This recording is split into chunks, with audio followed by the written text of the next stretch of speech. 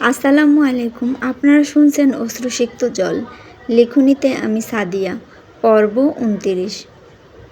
সুজানা কাঁপা কাঁপা গলায় জিজ্ঞেস করল, ছেলেটাকে তুমি চিনবে না সুজানা? ও দেশের বাইরে থাকে। বাংলাদেশ আসলে আমাদের বিয়ে হবে পারিবারিকভাবে। তা কি করে তোমাদের পরিচয় হলো? আর তার সাথে তুমি কি করেই বা যোগাযোগ করো? এই তো ছোটবেলা আমরা একই সাথে ছিলাম, আর বড় হয়ে সে বাহিরে চলে গেছে পড়াশোনার জন্য। আর আমাদের পরিবারের সবার সাথে তাদের পরিবারের খুব ভালো একটা সম্পর্ক আছে। প্রতিদিন আমাদের ফোনে আলাপ হয়। শুধু ফোনে আলাপ হয়েই ভালোবাসা? না দেখে থাকতে পারো তো? কি বলছো সুজানা? ভালোবাসা কি শুধু চোখে দেখেই হয়? দূর থেকেও ভালোবাসা সুন্দর। হৃদয় দিয়ে অনুভব করলে সব কিছুই সম্ভব। আচ্ছা, সবটাই বুঝলাম। তোমাদের তো ছোটবেলায় পরিচয়, তা বড় হয়ে তো একজন আরেকজনকে দেখো নাই। সে যদি দেশে এসে তোমাকে পছন্দ না করে, বা যদি তাকে তুমি পছন্দ না করো? সুজানা, শুধু কি রূপ দেখে প্রেম হয়?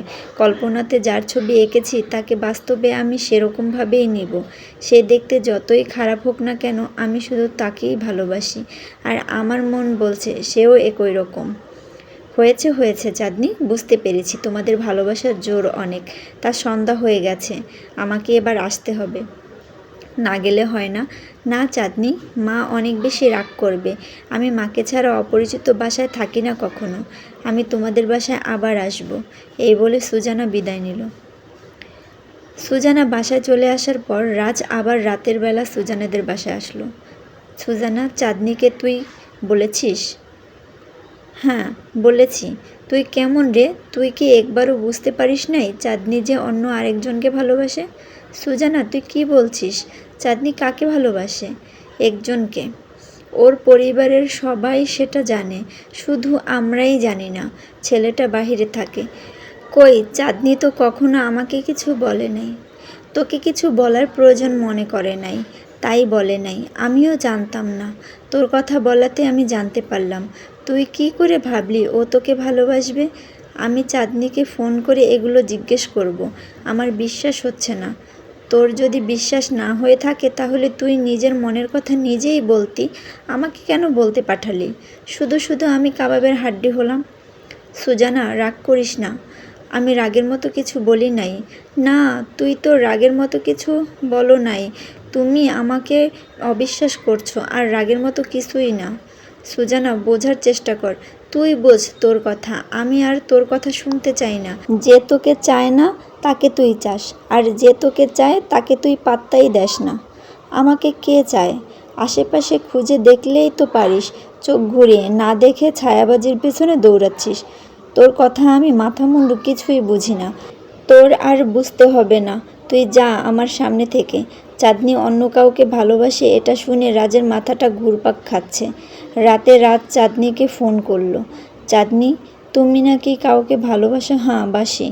কি করে আমাকে ঠকাতে পারলে? আমি কিভাবে তোমাকে ঠকালাম? আমি তোমাকে ভালোবাসি, কিন্তু আমি তো বাসি না। না, তুমি আমাকে কখনো ভালোবাসার কথা বলেছো? আমি তোমাকে বলতে চেয়েছি বারবার, বলতে যেও বলতে পারি নাই, কিন্তু আমার চোখের ভাষা কি তুমি কখনো বোঝো নাই? না, বুঝি নাই। আমি শুধু তোমাকে ভালো বন্ধু ভেবেছি, এর বেশি আর কিছু না।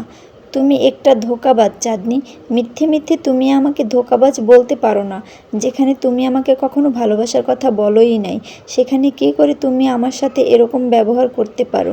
আর তুমি আমার ক্লাসের বন্ধু মাত্র, বেশি কিছু ভাবতে এসো না। আর আমি তোমার সাথে যোগাযোগ রাখতে চাই না। আমাদের বন্ধুত্ব এখানেই শেষ।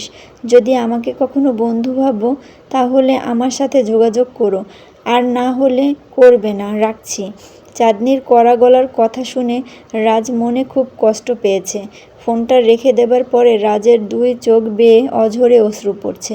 না জেনে মন দিয়েছি, তাই এত কষ্ট পেয়েছি। ও তো কখনো আমাকে ভালোবাসে নাই, না আমি ওকে ভালোবাসার কথা বলতে পেরেছি। বন্ধুরা যদি জানতে পারে চাঁদনি আমাকে রিজেক্ট করেছে, তাহলে ওদের সামনে আমি দাঁড়াতে পারবো না। এই মুখ আমি বন্ধুদেরকে কিভাবে দেখাবো? রাজ কি করবে ভেবে পাচ্ছিল না। ইচ্ছে করছে নিজেকে শেষ করে দিতে, কিন্তু নিজেকে আঘাত করতে ইচ্ছে করে না। কেন মিছে একটা মেয়ের জন্য নিজেকে শেষ করে দিব? রাত যতই নিজেকে সান্ত্বনা দেয় ততই কষ্ট পায়। আত্মহত্যা মহাপাপ না হলে নিজে শেষ করে দিতাম। ভুল ত্রুটি ক্ষমার দৃষ্টিতে দেখবেন। গল্পটি ভালো লাগলে পরবর্তী পর্ব পেতে চ্যানেলটি সাবস্ক্রাইব করে আমার পাশেই থাকবেন। ধন্যবাদ।